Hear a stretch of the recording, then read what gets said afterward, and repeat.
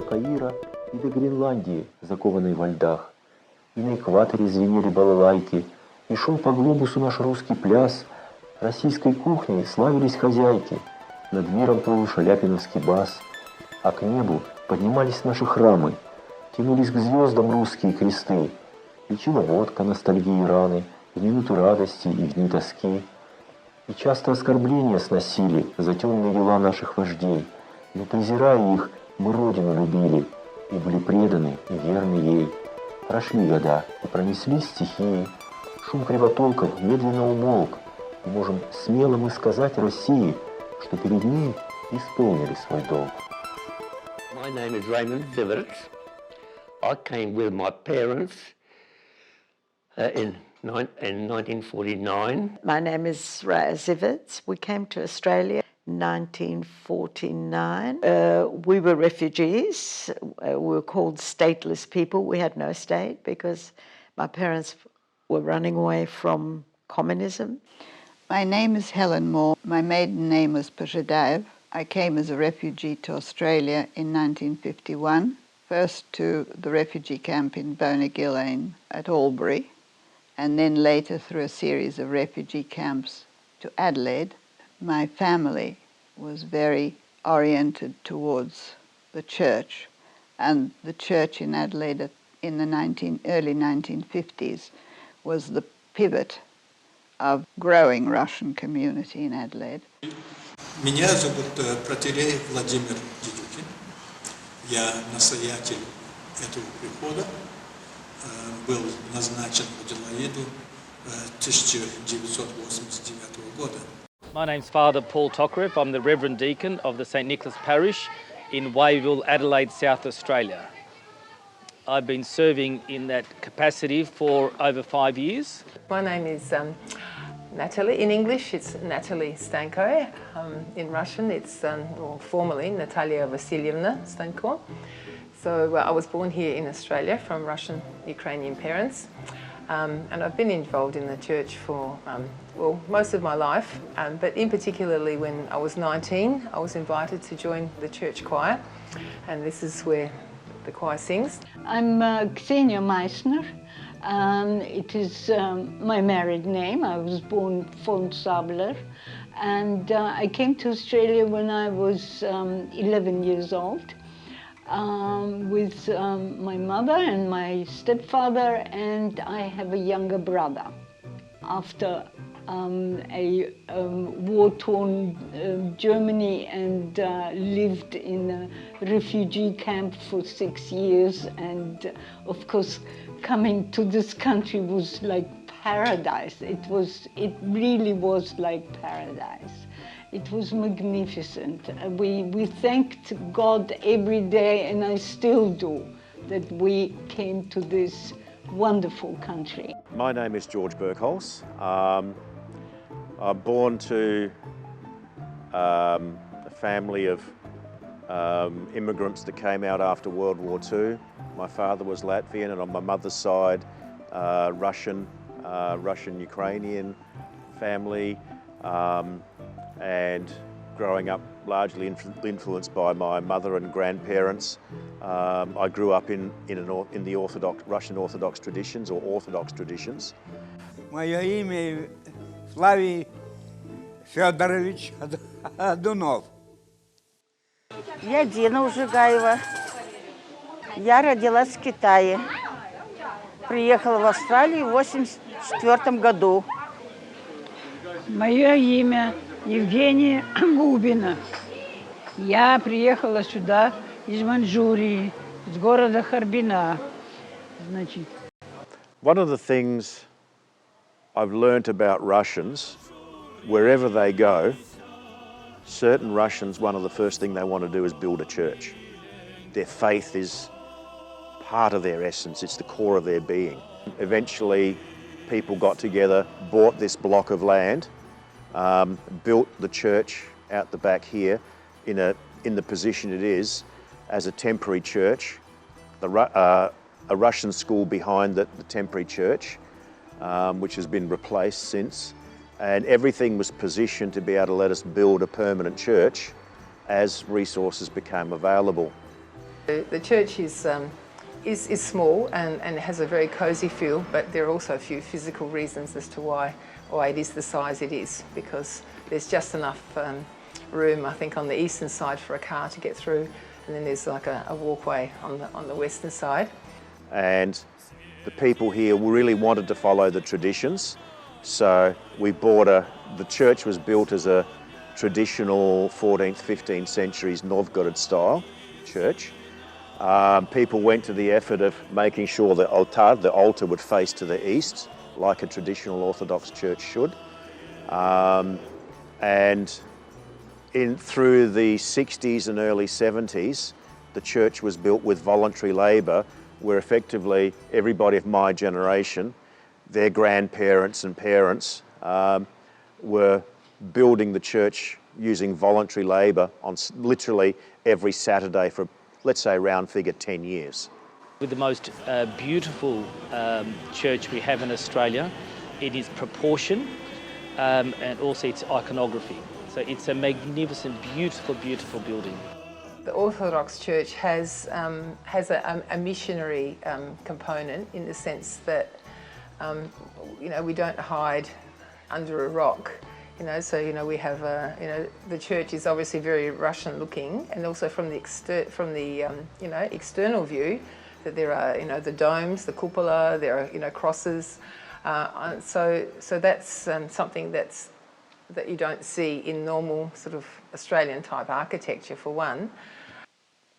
The building presented a certain number of problems because the location,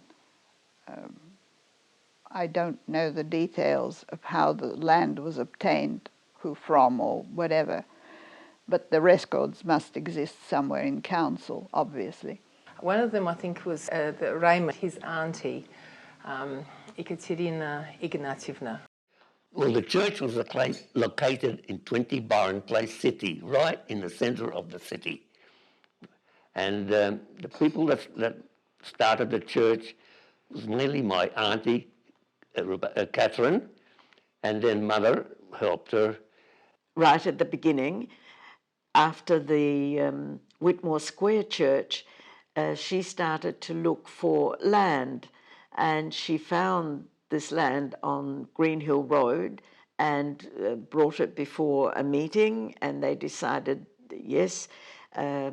I think some people wanted it elsewhere, but seeing it's going to be in the centre, which is the city, and that's the best place to be because it's close to everybody and convenient to everyone. So they did decide, yes, we'll buy this land. So again, money was raised and to purchase this block of land on which the little church was built, and then eventually the big church, St. Nicholas, which is there now. Спросили разрешение, чтобы искать другое это место. А приблизительно 1960 года они вот нашли вот этот участок. Было два участка. На одном участке был гараж. Они снесли гараж и построили временную церковь, вот, которая сейчас вот позади вот, этой церкви, которая называется наш зал. И там временно они совершали богослужение. Но зато не надо было им всегда снимать, убирать, потому что уже иконостас был поставлен и на месте, и поэтому все службы регулярно продолжались. Я здесь при храме уже около 40 лет. И все эти 40 лет я здесь работал, ну как вам сказать, делал разные работы. Когда был еще здоровый, молодой, то я мог справиться с любой работой. Что нужно было сделать физически, умственно, это я все делал. Вот икона здесь висит, лампада. Это я все сделал там. И в то время, когда я сюда пришел, то этого ничего не было здесь. Церковь построила школу для детей, вот которая за залом тут сзади. И эту школу строили все люди, все прихожане. Я был один из них, тоже принимал в этом участие. У нас в храме стоят 3 подсвечника, стоят посреди храма. Один подсвечник и поддержка, как стол или что, я не знаю. Я уже забыл. В общем, это все я сделал сам своими руками и подарил это в наш храм. The building was to be located on a patch of ground which in some spots in Adelaide consisted of so-called Biscay soil, a rather unstable, geologically unstable bit of ground, so that the entire structure had to be positioned on deep piers which went right into through the Biscay soil into the stable substrate to ensure that the building would not crack. In the parish, you had a lot of people who were professional people, engineers, builders, carpenters. So where you could use the local skills, it was done by our people. So it was designed by people from our parish. One of our former treasurers, he was actually an engineer by profession. We had some architects in the parish as well. My father, Vladimir Sergeyevich Pozhedaev, was an architect. My father, although he was an architect whose qualifications were not recognized in Australia, he was sent to paint farm machinery at Horwood Bagshaw's in Hindmarsh. There were plans afoot to build a permanent building, but of course that meant having a site and having money and getting somebody to design it and so on. Later on would have been the late 50s, I suppose,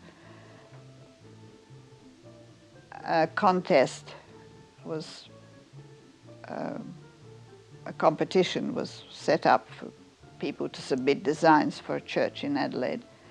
My father couldn't submit his own design because he was on the selection committee. I think he did have a tender, but it wasn't accepted. The acceptance was, the church was accepted by architect Zimmerman. И они проекты нового храма, когда выстроили, уже показали и так далее, то вот, значит, в то время они вот избрали тот проект, который нужен был для них. When a design was finally selected by a colleague architect of my father's, he was either Latvian or Lithuanian, you'll have to check that. My father got the job of supervising the construction, the final design and construction and design of all the interior of the building, which occupied him for a number of years from then on. In fact, when he died in 1972, the interior of the building was still not quite completed. The altar screen the design was there and the altar screen was mostly built, but some final bits had to be still added and finished. So my mother took that job on after his death. Pozhedaev, he built the iconostas, the wooden iconostas. That was his work, all the woodwork. I don't remember him, but I think I vaguely remember his wife. and I think they were involved. I think they were involved in the design, not only the design of the church, but I think the main design of the iconostasis. So we've got the large timber iconostasis. I think that might have been done with some external carpentry, not all internal labour. My mother got the job of completing the carvings. Most of the designs had been done, but they still had to be finalised, and she had to find the carvers to do them. They were done through a workshop in Norwood, and the carvers, as I remember, two of them in particular, were Spanish. They did a pretty brilliant job because it was quite a difficult, intricate task. So the icon screen that you see behind me, in Russian it's the ikonostas.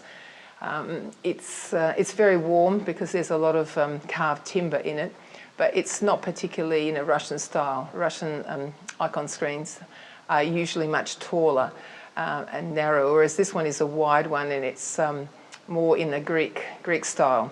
But again, I don't know what was behind the decision to make the ikonostas in that style, but I know that the Sisterhood, which is an organisation of women that are involved in the cleaning of the church and keeping all of the vestments and all of the other things in order. They used to hold events to raise money specifically for the building of the iconostas, and that there was, I think, a local wood carver that was employed to do a lot of the the woodwork in the church, and I think it gives it that contributes to giving a warm feel, because there is a lot of wooden features in the church. 6-7 лет, чтобы построить этот храм. И, как я помню, вот 1970 года было первое богослужение в этом храме. Храм сначала, вот как вы видите, вот здесь панели и так далее, на панелях висели иконы, вот большинство из этих икон, которые... А стены были белого цвета, иконописи еще не было. И вот иконопись началась с того времени, как я был назначен в этот приход. Значит, меня назначили 1989 года. For many, many years, all the internal walls were white. И иконопись мы начали 1990 года. Значит, и почему? Большинство из средств давал нам хор. Вот это первая часть этой росписи, вот эти столба и до самого верха, до купола, значит, пожертвовал хор. And every Christmas, the church choir, the choir master would get as many people from the choir that could sing, and on Christmas Day they'd visit houses in the parish, sing kalyatki, a number of Christmas carols, and they would raise money. And so over about let's say a good 30-year period, the choir raised money for a number of things, the big chandelier that's in the church, and eventually to do all the iconography inside the church, all the rospis. How they did it was on Christmas Day, or when the service was finished, the choir would meet, and then they would go to people's places. A lot of people asked them to come over to sing just a few carols, and so they would start, say about 12 o'clock, and they would finish around about 11 at night.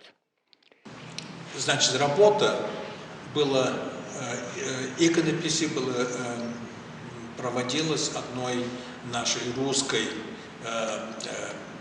женщиной. Antonina Ganina, I believe, and she came and helped as well, and they did it in several stages, so they were they didn't do it all in one hit, but they came for several times to finish it off, and yeah, it was a massive project, and Yeah, I think they did a particularly good job. The Rospice was done by about 3 or 4 people. It was led by a priest monk, Father Alexis Rosenthal, and one of the crafts he learnt as a monk was painting icons. So he would paint traditional icons, various size, on board. When the church was being frescoed with the paintings on the wall, the comment, I remember there was a comment made by the artist who was saying that our windows are too wide, they're too big, so they let in too much light. I think in traditional Russian churches they're normally a bit narrower. One of the main ornaments of the interior of a Russian church is the central hanging light, the candelabra, the LED, based on the lights inside the main hall of the faceted palace, Granovite Palati, in Moscow. Simplified, of course.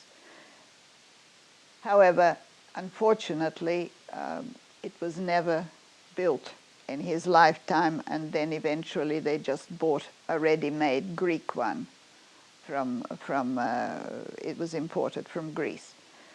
Quite un-Russian, but it serves its purpose. The 7-branched candlestick, the candelabra which stands behind the altar, was completed when my father was still alive.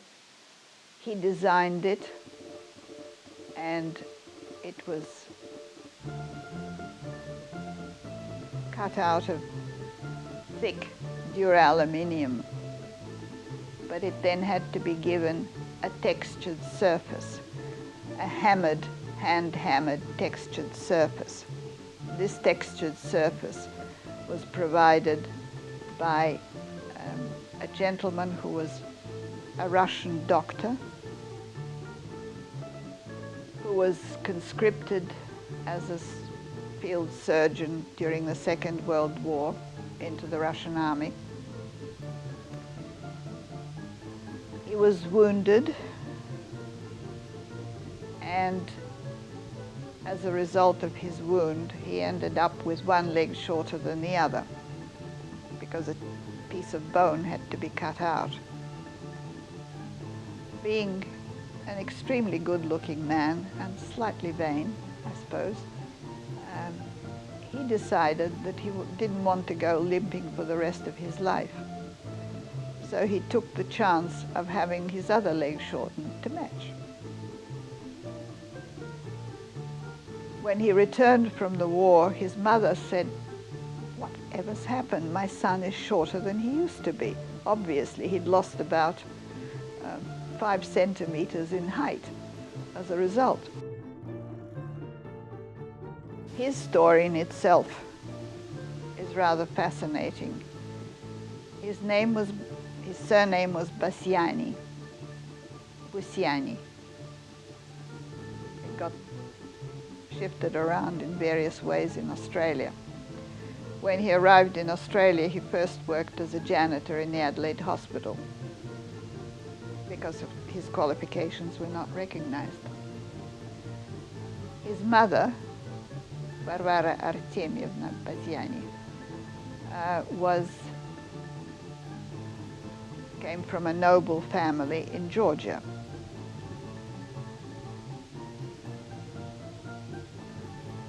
They lived in Tbilisi, and the family had servants, of course. And one of the servants had a son, young teenage son. She was about 12 at the time, Bussiani's mother. And this boy aspired to go to the seminary, but he was illiterate. So to amuse herself, she taught him to read and write. No one will ever know whether the world would have been different if she hadn't. The teenage boys name was Josip Jugashvili, Stalin. She taught him to read and write. Anyway, her son subsequently hammered out the pattern on the candelabra for the Russian church, and there are photographs of it. The rest of the accoutrements for the altar, the cross that stands behind it, the two circular ripidi, I don't know what the English name is, were designed by my father but finished off by my mother after his death.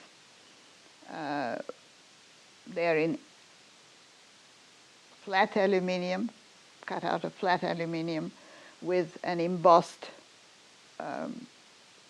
carved double-headed eagle and cherubim in the center, and also they were gold-plated subsequently. My mother pretty much replicated them later for the church in Canberra. In the Russian church, before a new building of the church is consecrated, to bury in its foundations a small relic of a saint, not necessarily, in most cases, the patron saint of the church itself, after whom it's named. That's very seldom possible these days. And also to bury a time capsule containing a scroll with the description of where the church is built, by whom, how, and so on.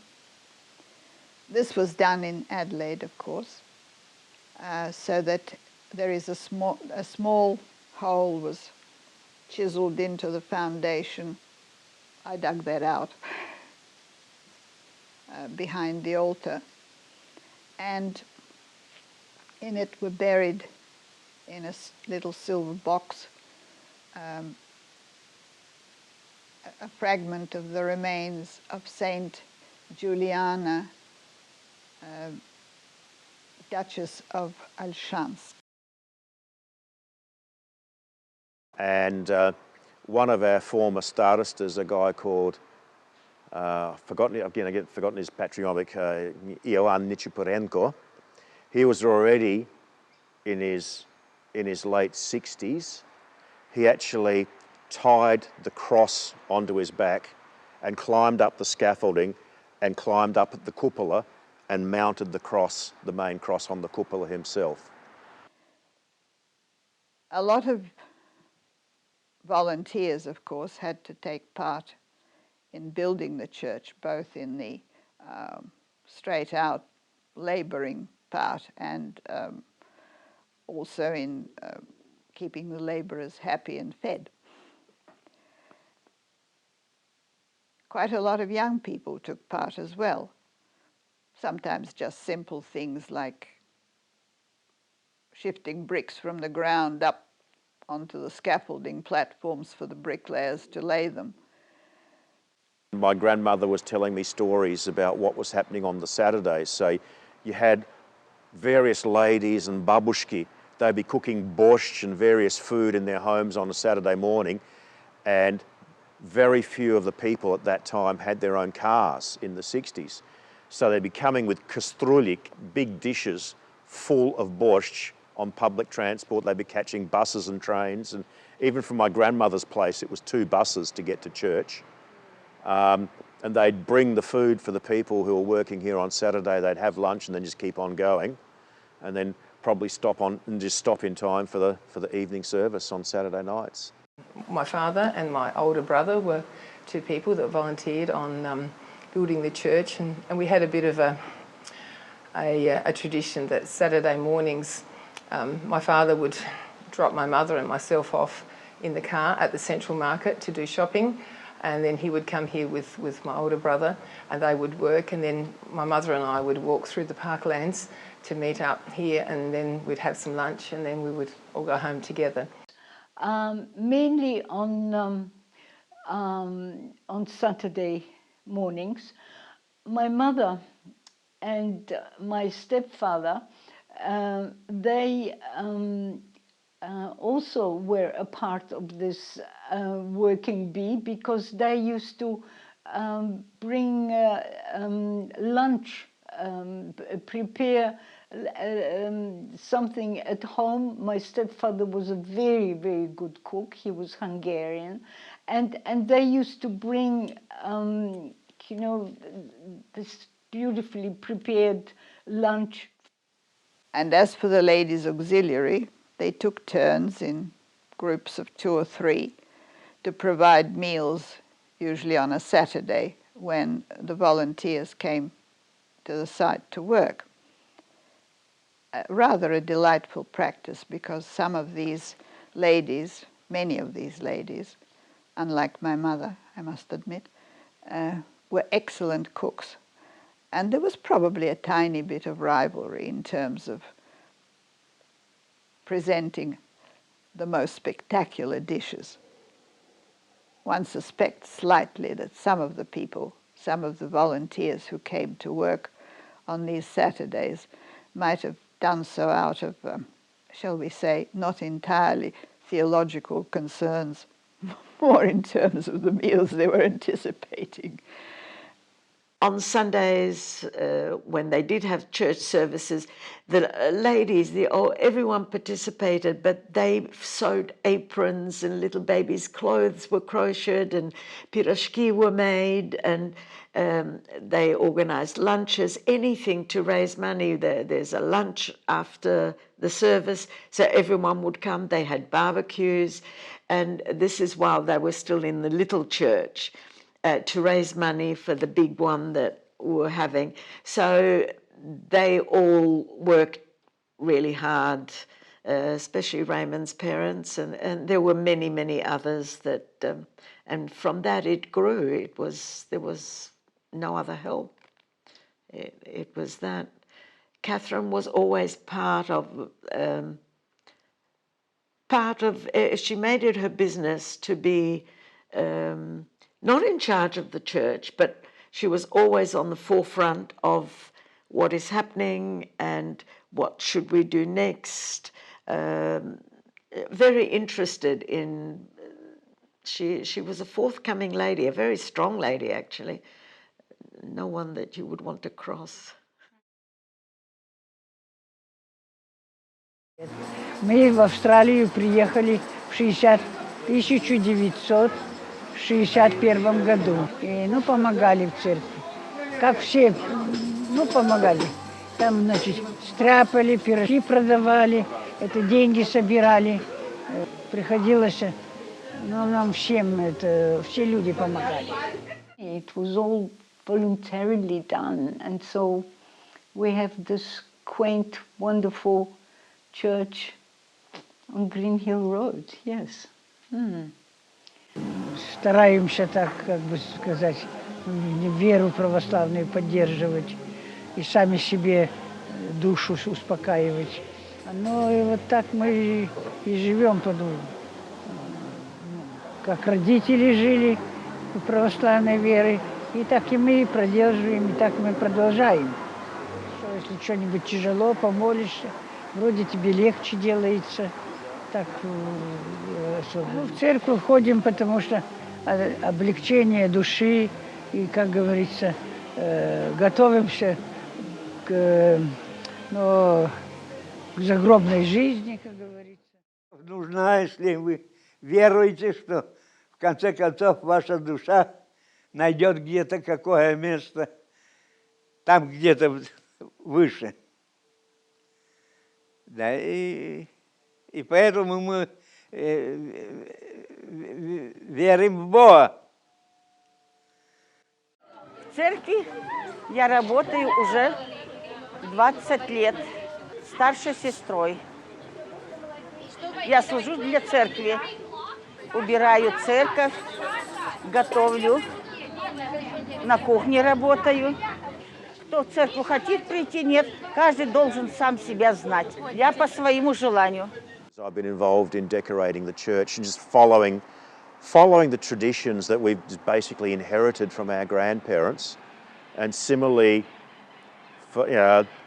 involved in the decoration of the church for Pascha, where in the middle of the church, just before the afternoon service on Good Friday morning, there'd be a reading service called the Royal Hours. That would finish at about 10 o'clock. Then a group of us would come in, start decorating the church, where the men would be involved in a bit of a final clean-up and setting up the centre area, where we'd have commemorating the tomb, set up the tomb of Christ, where eventually the Pleshchenitsa would sit. The Requiem is amazing, the Russian Orthodox Requiem. I think it kind of gives people who are grieving a time to reflect on the life of the person whom they have come to, to say goodbye. And so all these, it will be a continuance, and people will continue to come. I'm hoping, anyway. In the early days of the Russian community in Adelaide, virtually all members of the community, when they died, were buried in the same cemetery at Dudley Park in northwest Adelaide. That part of Dudley Park Cemetery is currently known as the Old Russian section. There has been some talk that it will be given heritage status. This hasn't happened yet, so that the graves are still liable to be reused when their leases expire. Most members of my family, my maternal grandparents, my paternal grandparents, and my father and mother are buried at that cemetery, as well as my uncle, my mother's sister's husband, who was a deacon at the church and who is buried near the little chapel in the old Russian part of Dudley Park Cemetery. Well, the importance of the Russian Orthodox Church is really to bring people together, and also the new children that are being born, their parents are baptizing them in the Russian Orthodox Church. They are bringing them for communion on Sunday mornings. Whether they will continue the children when they grow up, you probably haven't seen too many young people teenagers, but they do eventually come back. Замужем за австралийцами, и я не настаиваю, чтобы они сюда ходили, в православную церковь, потому что их семья живут, они живут как австралийцы. Хочу мешаться в их собственную жизнь. Это их жизнь, они знают, что они делают. I used to bring my children, even though they would be rolling their eyes and complaining about a pain in their feet. And one time, my son, who was about 10 or 11, he was complaining about his feet, and then Natasha was as well, and she's 2 years younger, to which he turned to her and said, "It's all right for you, your feet are younger than mine." And so, and now my son is 52 and has chosen to marry in the Russian Orthodox Church.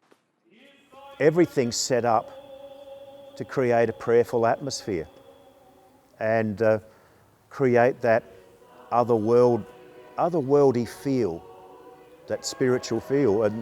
And a lot of people sense that when they can come into a church for the first time and say, experience a wedding, experience a Russian wedding, the wedding service, and just sort of the importance, say, like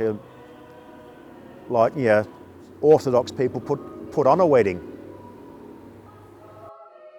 In the process of time, this church may not remain sort of as a Russian church, but it will always be an Orthodox church, and eventually, in the process of time, that the services will be conducted in English. Like, for example, I went to Japan many years ago, and I went to visit an Orthodox church, and it was set up by Orthodox missionaries in Japan, but all the service is in Japanese.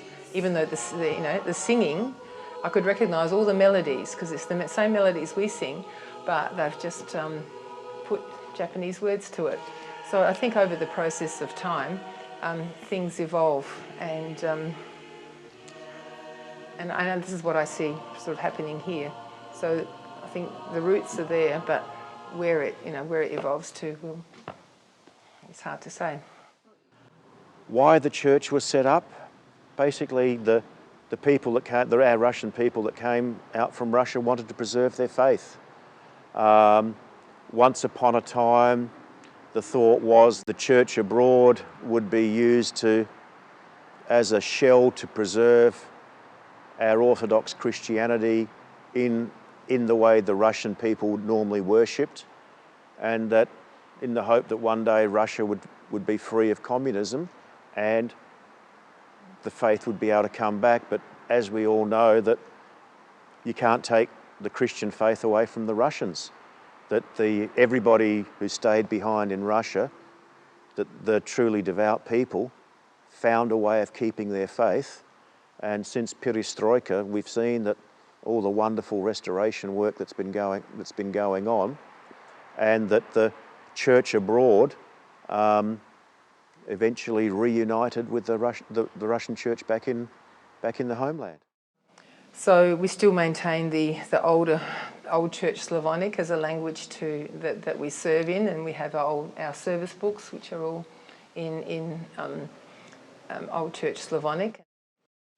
It would be true to say that in the 50s and 60s in particular, the church, both as a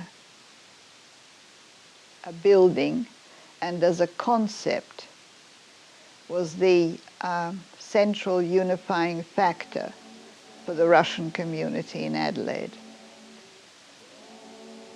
It served both the community's spiritual needs, whether the building itself was temporary or the permanent church that it is now, but it served as well as a cultural centre and as a social centre, both for the, I suppose, rather deprived, somewhat lost older generation, particularly those who didn't speak English fluently, or not at all in some cases, and found it difficult to adapt and adopt the customs of another country, but also for the young, for whom it served as a training ground and as a source of information about their own identity, as well as, of course, simply a social focal point to meet, make friends, have fun. So it was extremely important. Probably its significance has diminished somewhat gradually over the years, particularly when the younger generation, some of whom don't even speak Russian properly, let alone Church Slavonic, which makes it difficult with church services, although the church has now started translating in English or sometimes providing in services in both languages alternately. And also when the younger generation started finding friendships and interests outside the immediate Russian circle. So its future, whether it remains as important as it is or as it was then, remains to be seen. But certainly in the 50s and 60s, it was extremely important. The experience of an Orthodox church is just not all mental. You experience it with your heart and you know, and with your soul. And that's why the beauty of the church, the beauty of the service, you know, the richness of the vestments, and then the singing should be at a high level, because it's, as I said, it's not just all something that you understand with your intellect, because your intellect is only one aspect of a person's being. It's the church, I think, and church services and the worship, I think it has to touch your heart as well, and your heart has to be involved. And that's why aesthetically it should be beautiful. There should be like nothing, I think, ugly or, you know. But then on the other hand, you know, we're humans and we're not perfect either. But we just try to do our best. That's my view.